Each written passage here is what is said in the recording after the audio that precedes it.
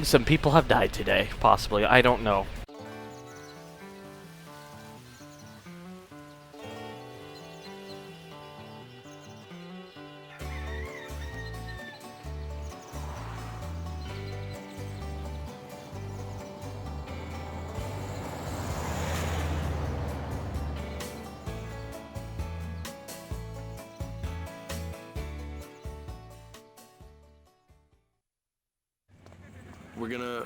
We're gonna use nitro for this stunt. That's nitrous oxide.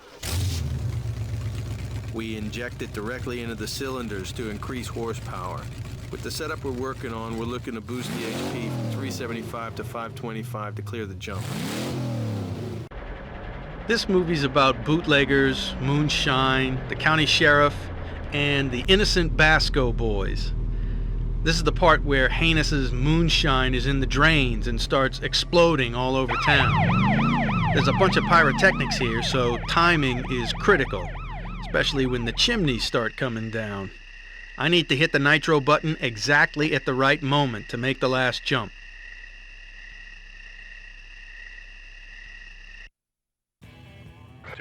What's up, everybody? This is Thunder here from HG Central, and welcome to part 2 of Stuntman, where we're now on to the next film in the game, which is a Whoopin and a Hollerin, which parodies, of course, the Dukes of Hazzard TV series. I say TV series because, let's face it, the 2005 movie is a load of fucking garbage. Anyways, now that I got that out of the way, this is actually a pretty short movie, in the sense that, well, there's only 3 major stunt sequences that you have to do, and on the fact that they're not all that difficult. I mean, some may cause a few retries and whatnot to get it down, but that being said, once you get it down, it's really a blaze to get through. It's nothing too serious that really throws you off. Just if you have your failures, just go again, and you'll pick it up almost instantly. Now there, I admittedly did that a little sloppy with the going through the cars, but I was at a pretty bad angle. And no, never had an issue with the pool, even though I did come close there. But I've never fallen into there, even when I was a kid, because I knew stay left at the second. I was like, oh, I have to stay left at the second. Hooray! But yeah, here's a pretty interesting highlight, the chimneys. Not the biggest highlight, though. That's coming up very shortly. Oh, it's not this one either. It's the last one. You pretty much get the idea where this is going. So, as we continue onwards, here is the big moment. The fun moment, where I somewhat botch it. I hit the horn. That wasn't the horn, then I hit the nitro. I forgot to floss. And with a big crash landing, and stopping right at the gate. I win. Hoorah! With a perfect record. And with that, we unlocked the Mustang lookalike that we were just in as our new car. Simple enough, I guess. Very nice looking car. Pretty fun to drive. Not too difficult. And pretty fucking sleek. So, yeah. I left this on for a little bit, I guess, when I was doing the recording. So I'm just sitting here with the post-commentary thinking, am I ever going to move on? There we go. Move on. The Arena Toy is a van that you can't actually drive. Okay. So anyways, that was the first movie stunt for this one, and on to the next one. This is for the corkscrew jump we're doing next. It's pretty complex, and the computers use NASA technology to work out the speed and trajectory for this. We got a reinforced roll cage in the car for this, and all the weight's been distributed centrally through the car, so I'm completely balanced. The trick here is to get your speed right, and the ramp does the work. Then all you have to do is try to land on the nose, or it's a real bone shaker. This chase is at speed. The Basco boys trying to settle a score with Hannis, the bootlegger. I'm driving for the Basco boys here. The chase ends with the famous corkscrew jump. First time I've ever done this gig. And here we are with the second stunt, which is mostly just a big chase, with a very interesting twist at the end. This stunt, we get to use the General Lee ripoff with a orange Charger with a more, let's say, traditional sporty theme for a muscle car. So, Yeah, and that jump almost completely screwed me up because I almost landed on my side, but thankfully did not manage to, because if you flip on your side, you gotta redo the stunt. That's just how it is. So this isn't necessarily that hard of a stunt to do. It's just it requires a lot of precision driving because you gotta avoid a lot of vehicles, and then also you're also required to get very close to them but don't run into them. So just a lot of that, and of course the ending, as you're going to see, is I hit a truck there because I clearly was not paying attention, but thankfully that one was not going to ruin anything, so I just kept going. Here's a potentially tricky one. You gotta go through those trees, which, as you probably saw there, you don't have a lot of space, so it's pretty easy to run into the actual tree itself. But once you figure out where you're supposed to be to go through them, it's pretty much a cakewalk for that, so I just never really had that many problems when I was recording this. Anyways, now here comes a fun part. He kills himself in a heroic crash, but I go through the barn because I am an edgy. I'm sorry, that was terrible. Anyways, so you just have this little jump here, and this part coming up. In the PAL version, interestingly enough, I found out they don't say e-brake, they say handbrake. So instead of saying 180 e-brake, it's 180 handbrake. Pretty interesting to note, because I'm just weird like that. This is the tricky part here, the corkscrew. You gotta be at the right spot, or else you're gonna fail that. I should know. On my previous attempts before this one that I passed, I landed on my side, and I had to redo the stunt. Damn, dude.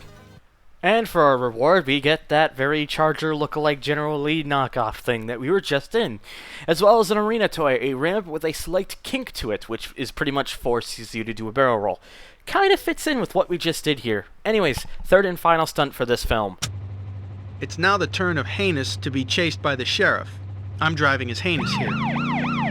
The most complex parts of this stunt are driving along the carriage roofs, dropping into the flatbed, and at the end, getting off the bridge in time to avoid the train, but doing it late enough to make it look good. Wait a minute, didn't Haynes just die in a heroic crash that we saw in the last jump scene with the actually cut? I screwed up my right words already. Anyways, here's the last stunt. Apparently he's alive, and he has a very badass Chevelle Nova lookalike car that is very quick, and also kind of difficult to get down together if you're not doing what you're doing, or if you're not knowing what you're doing. Wow, I really am getting my words all wrong here, but hey, even I could screw up in post-commentary, right? I could have just easily redone this if I wanted to, but let's just keep going. So, yeah, I really overshot that one, as you see, but this car just loves to get a bit crazy after jumps, and just it goes, it moves, it's a quick thing. And admittedly, I would say this is the hardest one because, of course, you gotta jump on the train, jump off it, get off the train, which could surprisingly be a bit difficult, and then this. You gotta do it quick. As I did it quick there, and that was also my first attempt actually getting up to that point. Not the first attempt at the stunt, but the first attempt to try to avoid the train. Maybe I'm just a badass when it comes to trains. Oh wait, no I'm not. And as you expected, the Flame Chevelle Nova lookalike car. It really looks like both of them, in my opinion. Probably more Chevelle though.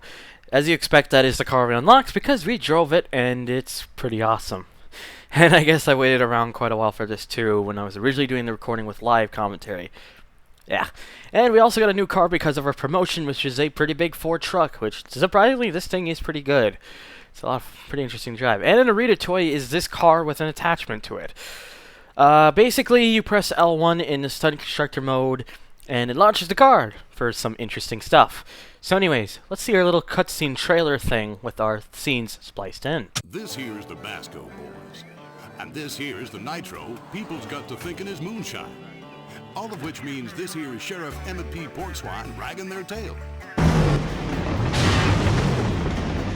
When he should be after old Heinous here, who everyone knows is the local bootlegger.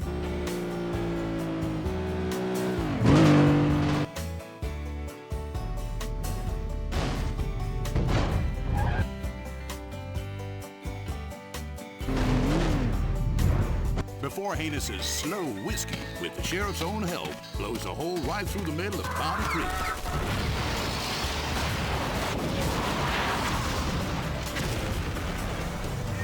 With the Basco boys taking the heat for it, as usual. Just look what they done to my town. Hot dang. You just ain't thinking of quitting. Guess you'll find these boys just whooping and hollering whilst they're out clearing their names, with the sheriff tail dragging them all the way to the county line.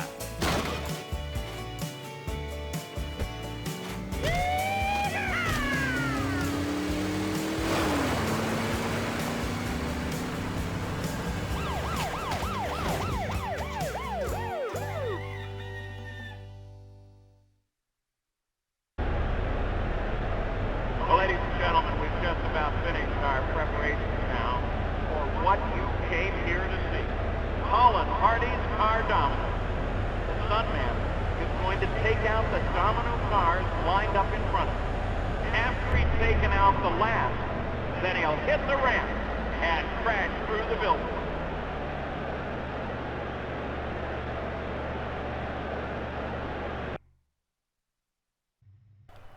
And of course, as you know, we've got a stunt to do. Basically, all I'm doing is knocking over car dominoes. And then there's a jump at the end. But we get to use the Stuntman patriotic theme charger that we unlocked earlier. We just knock on the dominoes and do the explosion. This is ridiculously easy. That's the light way of putting it. And our unlocked vehicle that we got for the stunt here was the police car that was chasing us in a couple areas, during Whoopin' and Hollerin'. So yeah, that's going to cover part 2.